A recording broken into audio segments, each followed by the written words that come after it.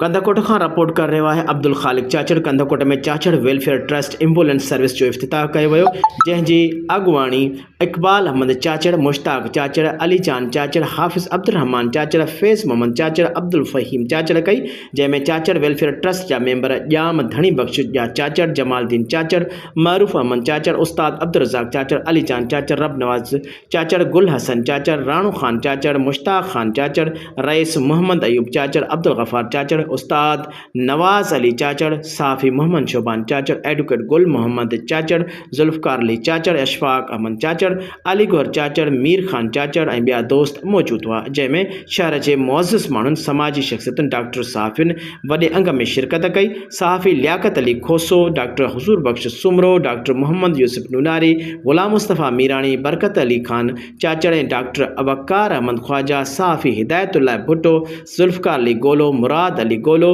Doctor वेग कुमार, अब्दुल बासित पठान ऐं ॿियनि शिरकत कई।